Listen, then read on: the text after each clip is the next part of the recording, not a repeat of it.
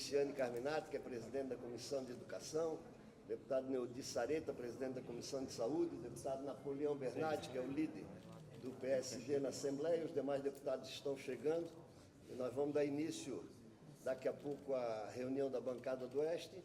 Depois nós teremos à tarde, às 14 horas, o início da sessão ordinária, e aí daremos sequência às sessões normais. Deliberação hoje a partir das 16 horas, e amanhã reunião das comissões pela manhã, e à tarde também sessão plenária. Com detalhe de que nessas sessões itinerantes nós abrimos espaço para manifestação da comunidade através de suas lideranças.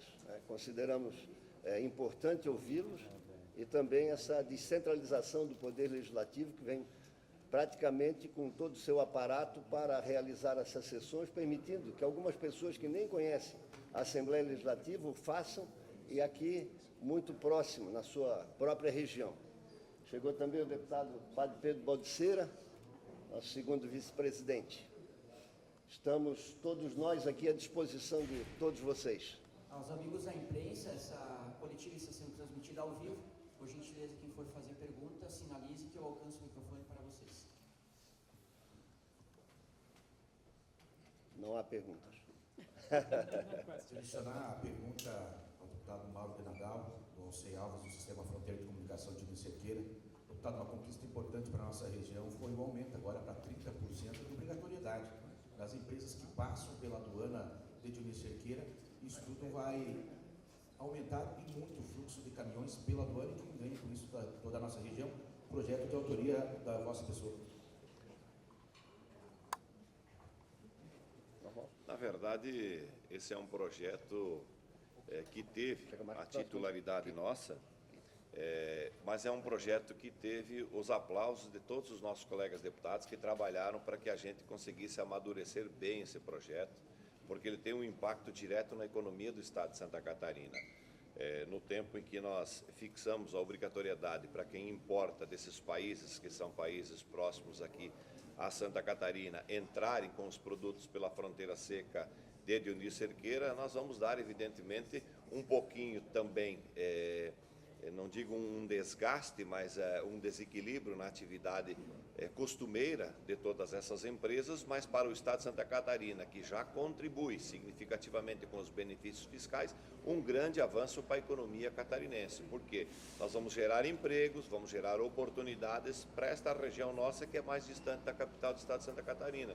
Então, esta obrigatoriedade, ela faz com que a gente aqueça a economia catarinense, mas, ao mesmo tempo, a gente gere uma grande oportunidade de trabalho para as pessoas que vivem aqui no extremo de Santa Catarina. Então, eu vejo que, acertadamente, todos os colegas deputados foram favoráveis a essa iniciativa, e o governo do Estado também abraçou, determinou e fez com que isso verdadeiramente acontecesse. Hoje nós já estamos sentindo o grande impacto de todo esse momento. Por quê? Porque a mão de obra já está quase faltando aqui para toda a nossa região, e a nossa expectativa era que em 10 anos eram 15 mil empregos, e isso já está acontecendo nesse momento, sem nós estarmos aí com 30%, 40% de toda essa estrutura já montada e organizada. As rodovias, a bancada do Oeste já está trabalhando, tanto as federais quanto estaduais, e isso nós já conseguimos visualizar e ver que verdadeiramente não é só um discurso, é obra, é ação. E aqui eu destaco verdadeiramente a força das bancadas regionais, porque foi um trabalho que nós todos abraçamos, né? Nós aqui do Oeste Catarinense, junto com o nosso presidente, Júlio Garcia, a gente tem abraçado isso como meta de trabalho, de realização e com resultados positivos para a sociedade. Por isso que nos orgulha por demais estarmos aqui com o Parlamento e vendo as coisas acontecerem na prática. Presidente Júlio Garcia, Felipe, da Rádio Centro-Oeste de Pinhalzinho, o senhor, uma das primeiras ações assumindo a presidência da LESC foi manter a LESC itinerante. Como é que é vir para o Grande Oeste, como é que é estar em todas as regiões, a importância neste momento de sair de Florianópolis e trazer todos os deputados, ano passado em Chapecó, neste ano aqui no extremo oeste catarinense? Olha, a decisão de manter as sessões itinerantes da Assembleia, ela deveu-se exclusivamente ao sucesso das sessões anteriores. Não tinha como nós modificarmos e não passarmos em outras cidades. Por exemplo, no Oeste, passamos em Chapecó e agora aqui em São Miguel do Oeste. Então, a decisão foi uma decisão que brotou do sucesso das sessões anteriores e que realmente a descentralização, a vinda do Poder Legislativo para o interior, estar mais próximo das pessoas, esse é o objetivo, a Assembleia mais perto do cidadão. E, por isso, nós vamos manter a Assembleia itinerante, né? Hoje, aqui em São Miguel do Oeste, teremos as outras regiões também abrangidas pelo projeto, né? E a maior importância que tem dessa descentralização é permitir, primeiro, que as pessoas acompanhem de perto o trabalho da Assembleia Legislativa e, segundo, ouvir a comunidade que nós representamos. Nós somos representantes e temos obrigação ou dever de ouvir os nossos representados. Quanto mais perto dos representados nós tivermos, certamente nós acertaremos mais e o nosso trabalho será mais eficiente e será mais produtivo em favor da sociedade que nós representamos. Bom dia, deputado. Bom dia, colegas de imprensa. Gabriel Schiffer, do jornal Diário do Iguaçu, de Chapecó. Uma das principais reivindicações, né, nos últimos dias e semanas diz respeito por parte de estudantes, né, de graduação em relação ao programa Universidade Gratuita, né, com relação aos critérios de distribuição do programa.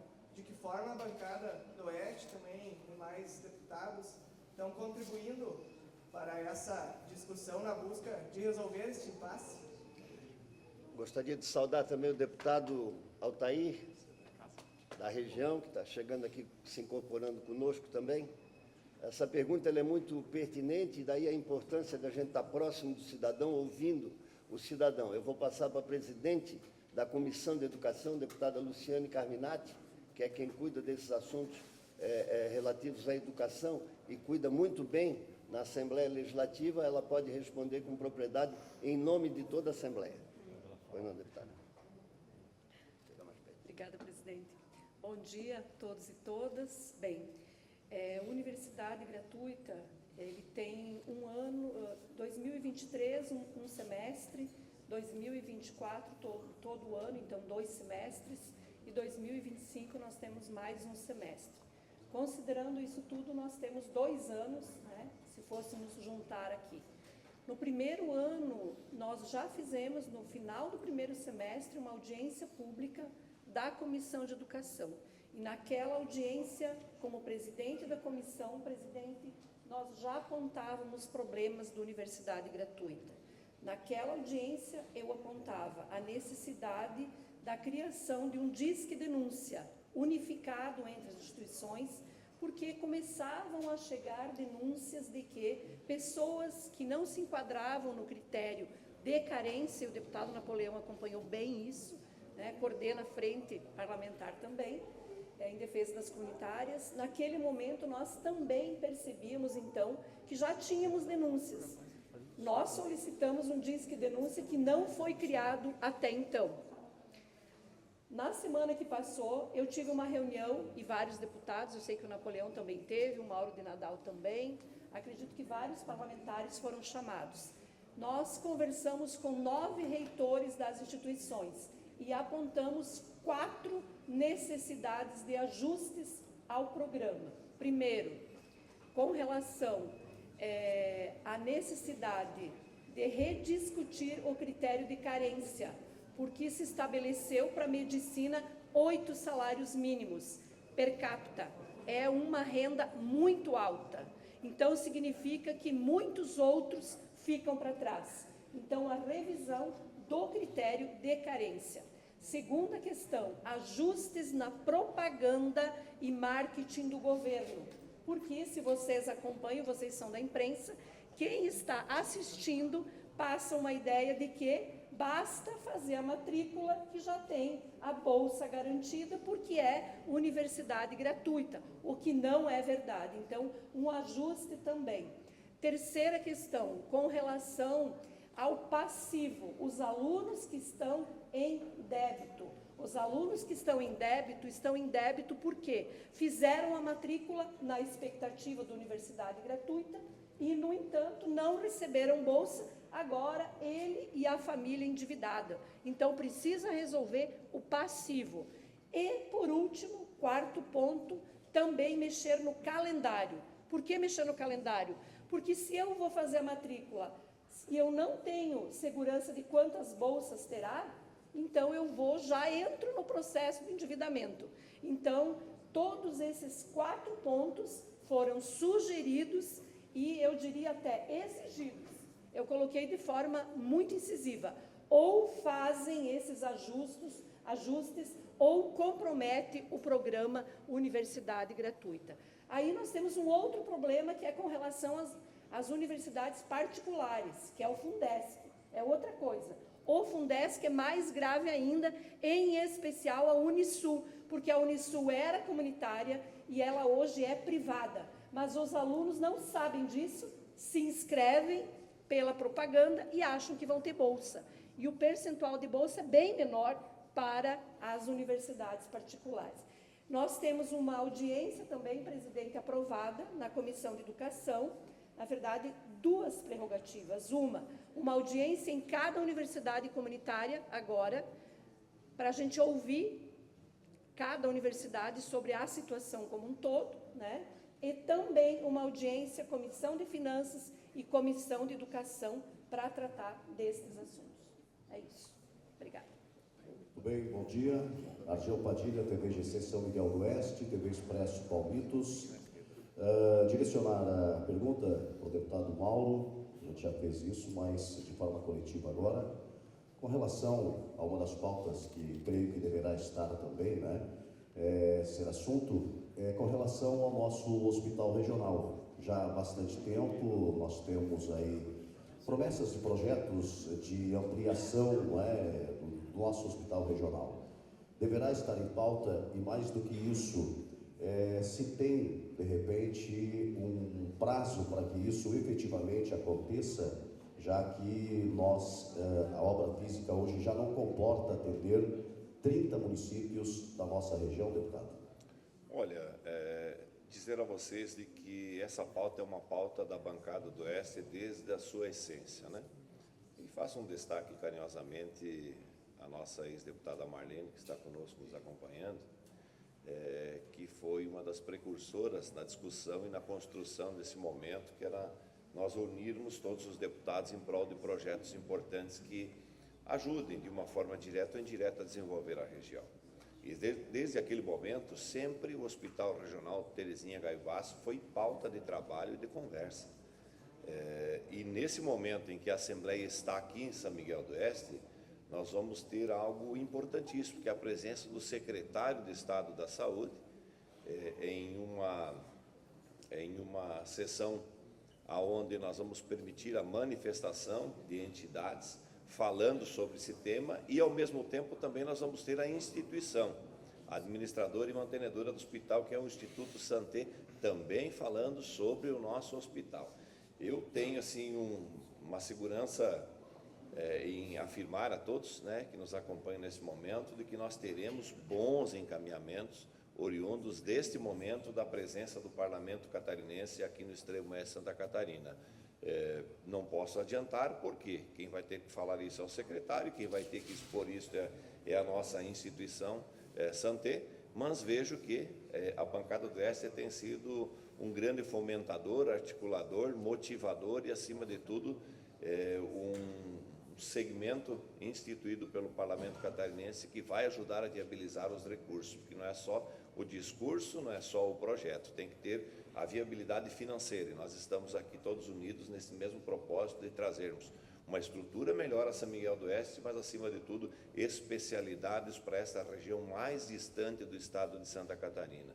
Quem está lá em Florianópolis, como nós, 3, 4 dias por semana, sabe da dificuldade de ter uma ambulância saindo de Itapiranga, de Dionísio Cerqueira, para deslocar 700 quilômetros em busca de um tratamento digno para um ente familiar ou até mesmo uma pessoa em específico. Entende? Então, a gente entende, a gente sabe o quanto é importante nós aproximarmos esses tratamentos, esta qualidade de vida do cidadão de Santa Catarina. Então, eu vejo assim que nós vamos ter avanços positivos ao longo dessa semana, e esta é uma das principais bandeiras nossas da nossa vinda, enquanto coordenador da bancada, enquanto representante de todos os deputados que fazem parte desta bancada importantíssima que é a bancada do S. Registrar também a presença do deputado Fabiano da Luz. O deputado Neudi Sareta vai fazer um complemento à fala do deputado Mauro na condição de presidente da Comissão de Saúde. Bom dia a todos e a todas. O deputado Mauro já foi bastante preciso. Eu apenas quero acrescentar, porque esse tema tem sido pauta frequente da Comissão de Saúde, a nossa preocupação de equipar os nossos hospitais, de buscar novos credenciamentos e ampliação também. Há dias atrás, inclusive, numa feira hospitalar, tive a oportunidade de encontrar com o administrador do hospital aqui, e na condição de presidente da Comissão de Saúde nós vamos estar aproveitando essa descentralização, nós vamos fazer uma visita também logo ao hospital, não só para conhecer melhor todas as atividades ali e o projeto que já está elaborado, que é o projeto de ampliação, mas também para dar visibilidade maior à causa do hospital, que é uma causa que nos une a todos nós, deputados, especialmente nós aqui do Oeste de Santa Catarina. A ampliação do hospital já conta com o projeto e necessitando basicamente agora dos recursos financeiros. Por isso, aquilo que o deputado Mauro falou, a presença aqui do secretário de Estado da Saúde e a equipe da administração do hospital, com certeza nós vamos dar um passo importante para obter esse recurso e essa ampliação para esse hospital. Muito obrigado. Bom dia, presidente Júlio, demais deputados, Marcos Melera da Rede PPRI de Comunicação. Além da saúde, que o Padilha comentou há pouco, nós temos uma demanda crônica aqui na região, que são as rodovias, em especial as federais. No passado recente, o governo do Estado colocou recursos do Estado para agilizar, para acelerar algumas obras em rodovias federais. Nós temos um trecho crítico aqui, que é o de São Miguel a Maravilha. Há alguma possibilidade de acontecer algo semelhante agora, ou seja, o Estado, com o apoio, com o aval da Alesc, trabalhar a questão de recursos do Estado para agilizar a solução dessas rodovias federais, em especial esse trecho aqui de São Miguel a Maravilha? Eu vou pedir para o deputado Altair responder, ele que é membro da bancada do Oeste. Meu bom dia a todos os colegas. Quero saudar o nosso coordenador, o deputado Mauro de Nadal, nosso presidente da Assembleia e todos os colegas da bancada do Oeste. A questão das rodovias federais, todos sabemos que é a responsabilidade do governo federal. Já foi dado início à revitalização, né, o deputado Fabiano da Luz, que tem, e aqui o deputado Fábio Pedro, e a deputada Luciana Carminato, o deputado Sareta, que são todos deputados ligados ao governo federal, fazem parte do mesmo partido do presidente da República. Já trabalharam também a revitalização de Chapecó até São Miguel do Oeste. E de Chapecó até Maravilha, a obra aconteceu numa velocidade maior. De Maravilha até a ponte que é já próxima de São Miguel do Oeste, agora não estou lembrado o rio que passa lá.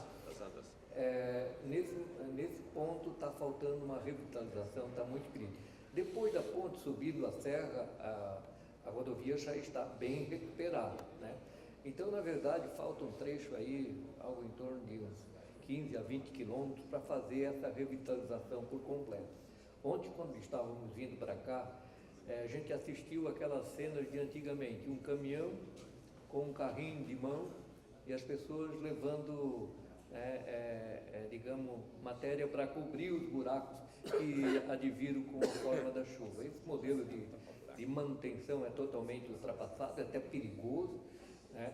E evidentemente que a gente está cobrando o DENIT, que é o órgão responsável, para que revitalize por inteiro. Por outro lado, o governo do Estado fez uma proposta ao governo federal de assumir a BR-282, em que a União passa os recursos da manutenção e o Estado assume definitivamente a manutenção da BR-282. A gente vê isso com bons olhos, desde que seja utilizado o critério técnico, que não seja utilizado para fazer confrontos políticos, né?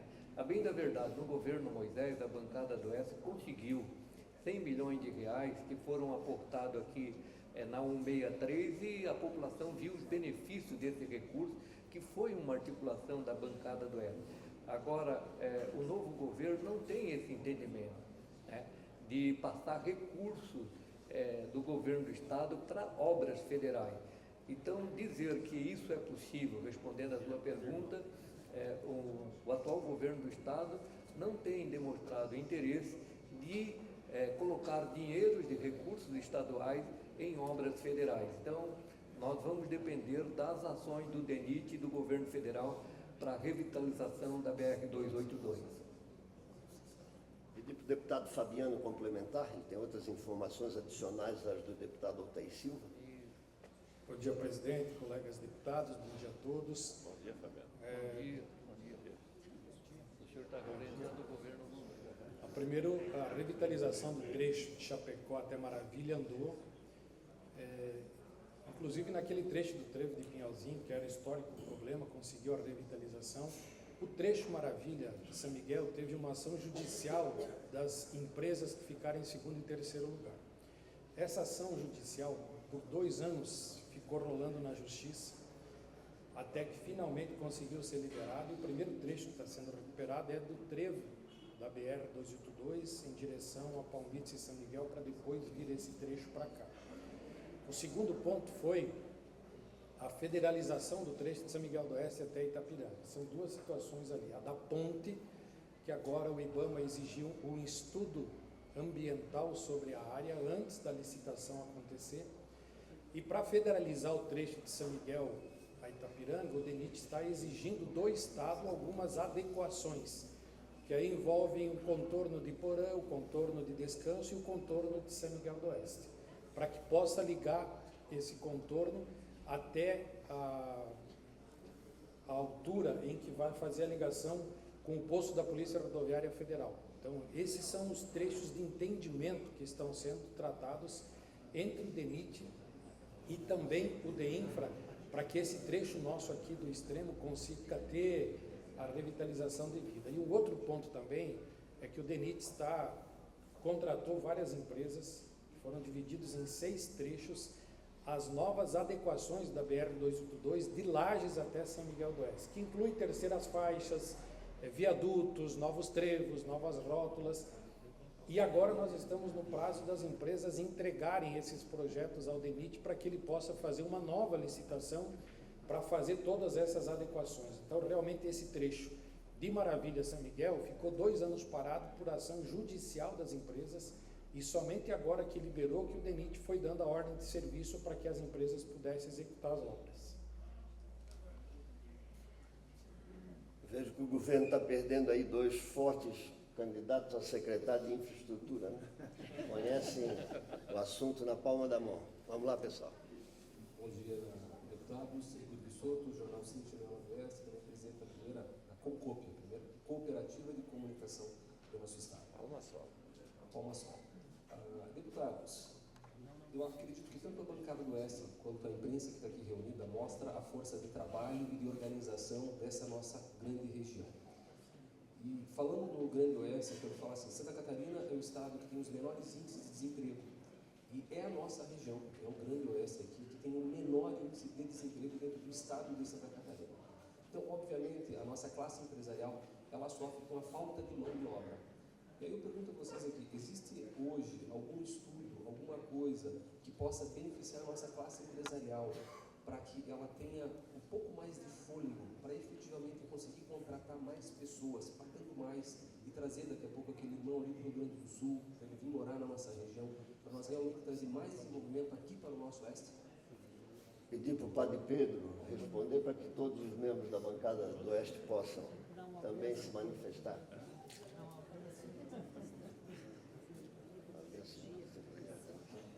Bom dia, presidente. Bom dia a cada um e a cada uma. É claro que nós temos inúmeros programas, tanto do governo do estado como do governo federal, que podem possibilitar a geração de emprego, de renda.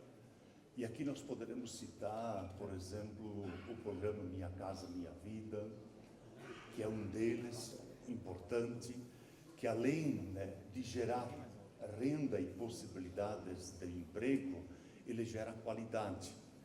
E claro que gargalos, né, nós temos em todos os setores, mas tivemos muitos investimentos que ajudaram nesse desenvolvimento total. E eu acredito de que estas políticas, essas ações, poderão sim possibilitar essa geração de emprego, de renda. É claro que nós temos uma dificuldade da questão da qualificação de mão de obra e que, portanto, também é um desafio da gente poder qualificar essa mão de obra para dar conta dessas demandas todas. Então, eu vejo com uma perspectiva muito otimista essa questão que envolve o desenvolvimento desta nossa região toda. São oportunidades que são colocadas ao nosso alcance e que é preciso que a gente também se mobilize, se organize e que essas ações e políticas possam acontecer na nossa caminhada. Miele, do Folha do Oeste. É possível adiantar alguns temas e projetos prioritários e de interesse da região que vão ser debatidos aqui no Alesc Itinerante de São Miguel? A pauta constitui mais de 20 projetos. Eu passo para o coordenador da bancada, o Mauro, para ele falar sobre os temas. São vários projetos que estão sendo pautados, né, para esse momento da vinda do parlamento para o nosso extremo oeste Santa Catarina. Alguns a gente já falou, hospital regional, a questão das rodovias, mas nós temos dois assuntos importantíssimos que afetam diretamente o nosso trabalho enquanto bancada, que são, melhor dizendo, internet rural, trifásico rural. Isso são dois gargalos que temos, que estamos trabalhando há vários anos nessas duas teses, né? Hoje se percebe projetos do governo do estado indo ao encontro da resolução do trifásico rural. Não na velocidade e na expectativa da bancada, por isso que ela é pauta permanente nossa, de cobrança do governo do estado. Nós entendemos que o governo pode investir um pouco mais através da Celesc. Mas o internet rural já não se constitui mais em uma ferramenta de lazer. Hoje dá para se dizer que é uma ferramenta de trabalho do agricultor. Nós precisamos ter a internet lá no interior para que ele possa se conectar com o mundo, mas acima de tudo também aprimorar a sua atividade enquanto empresário rural. E a bancada tem adotado essas duas bandeiras também como bandeiras necessárias para termos uma solução rápida do governo do estado, né? Na semana retrasada, nós tivemos a presença do secretário de Estado da Agricultura, Carlos Chiodini, que falou sobre internet rural. Está com um projeto já bem alinhado, precisa da deliberação do governo para apresentar para a sociedade, e vejo que isso vai acontecer nos próximos dias, né? Quanto à Celesc, nós teremos também a participação da Celesc aqui.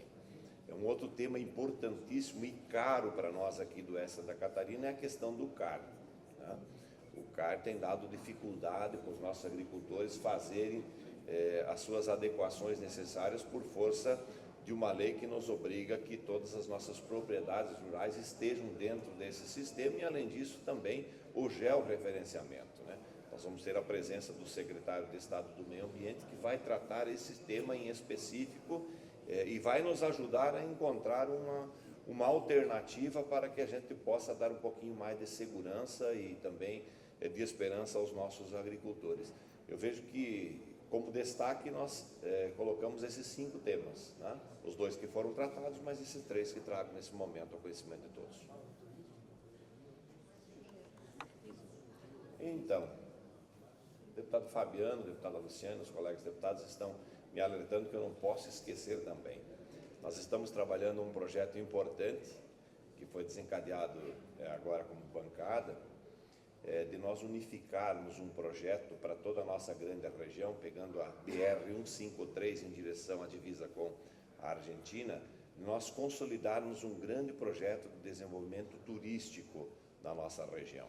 Nós não podemos tratar especificamente um tema como um projeto que vai fazer com que o turismo tenha um respaldo e uma procura em toda a nossa região. Nós precisamos agregar tudo aquilo que nós temos de importante e de bom dentro de um único projeto. Então, nós estamos trabalhando isso e nós vamos ter a apresentação do primeiro desenho deste projeto na sessão nossa itinerante.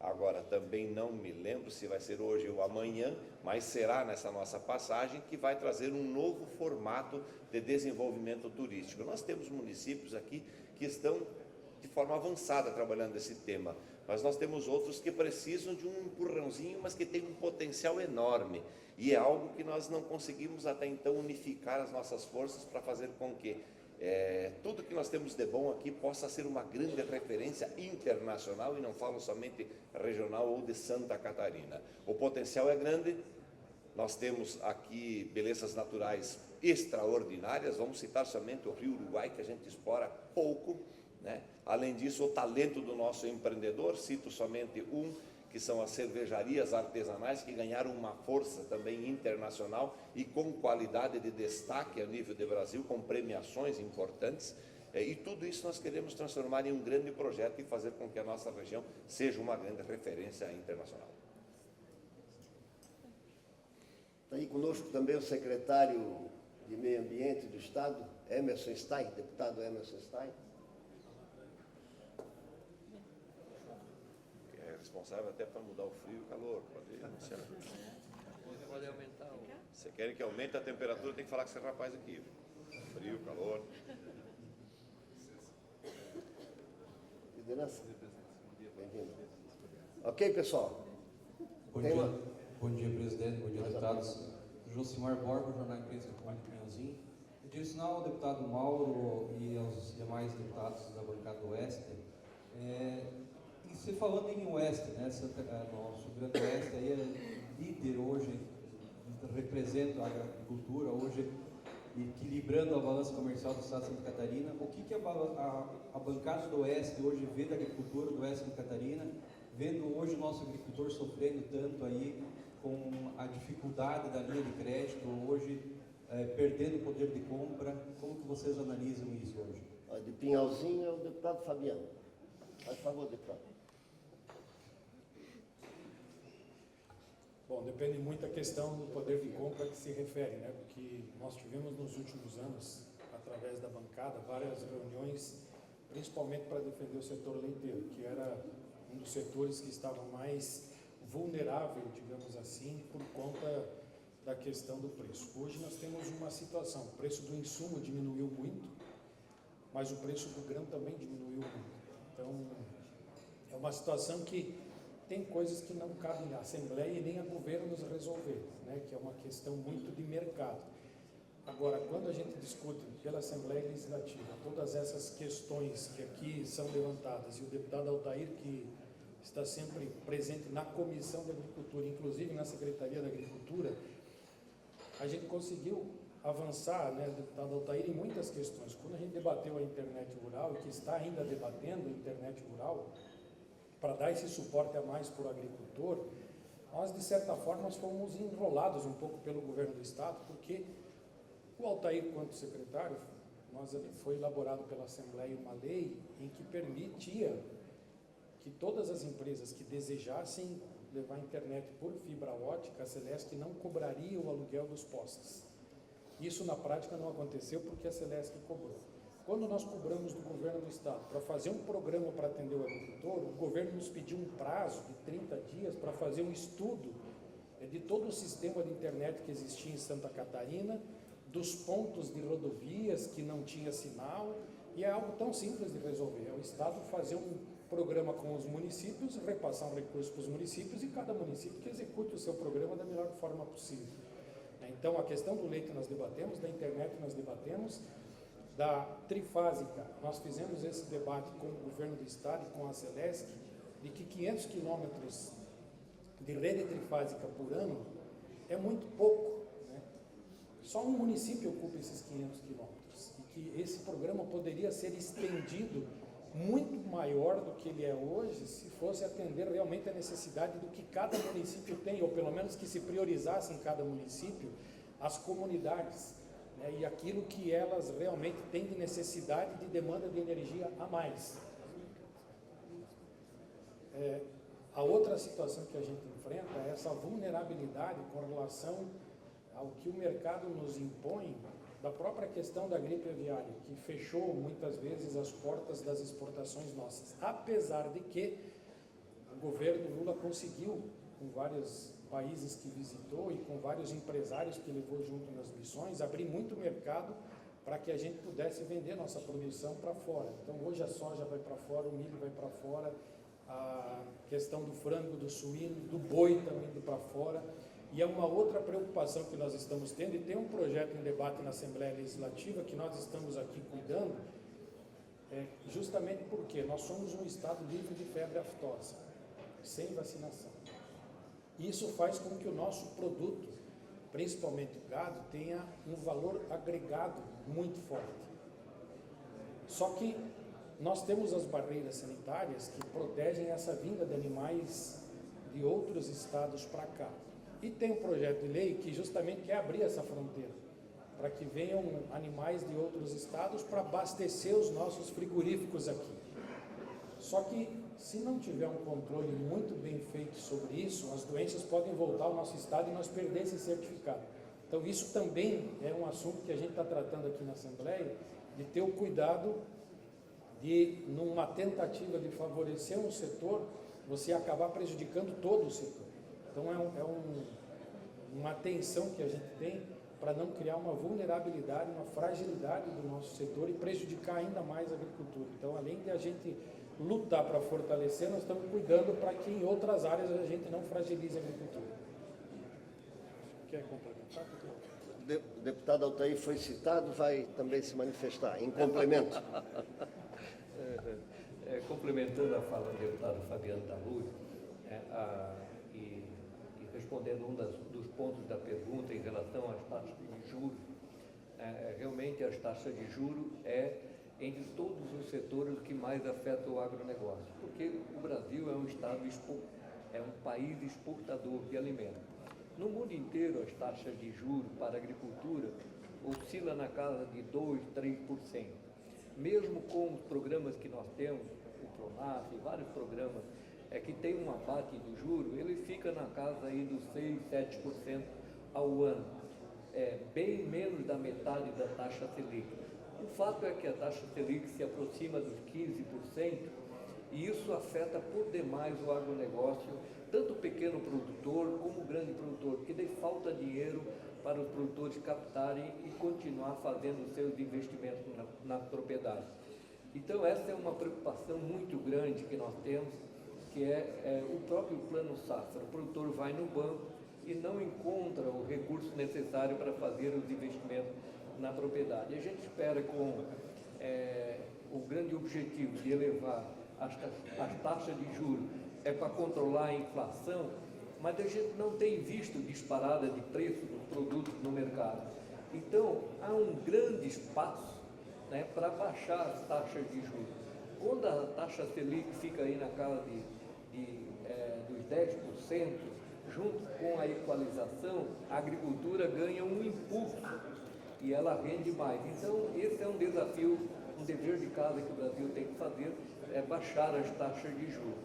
Quanto ao abate de animais, complementando a fala do deputado Fabiano da Luz, nós, quando estivemos secretário da Agricultura, em conjunto, produzimos uma lei, foi aprovada pela Casa, que os animais podem vir de outros estados para Santa Catarina, para abates em frigorífico, desde que estejam em caminhões lacrados, que só tirem o lacre lá dentro do frigorífico quando os animais vão para o abate.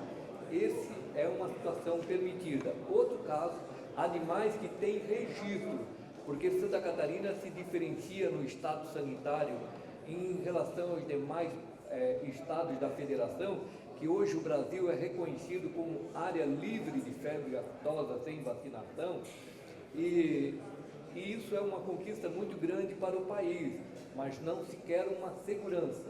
E Santa Catarina tem todos os controles por rastreabilidade. Então, quando nasce um bovino ou bubalino, assim como os suínos, todos têm registro, tem um número, tem brincagem na orelha e tem controle de entrada e saída desses animais. Isso é o que dá segurança para que nós possamos ter rastreabilidade e controle da nossa produção. Com esse modelo, nós conseguimos os melhores certificados internacionais. Os outros estados não têm os certificados que nós temos. Por isso, nós somos o maior estado exportador de suínos e também somos um grande exportador de carne de ave, de proteína de ave. Por quê? Temos competitividade e temos status sanitário, biosseguridade. Isso é que dá condições de exportação para o agronegócio catarinense. Bom, pessoal, agradecer a presença de todos, agradecer também a acolhida calorosa aqui no extremo oeste catarinense, São Miguel do Oeste. Nós vamos agora para a reunião da bancada do Oeste. Muito obrigado a todos e um bom dia.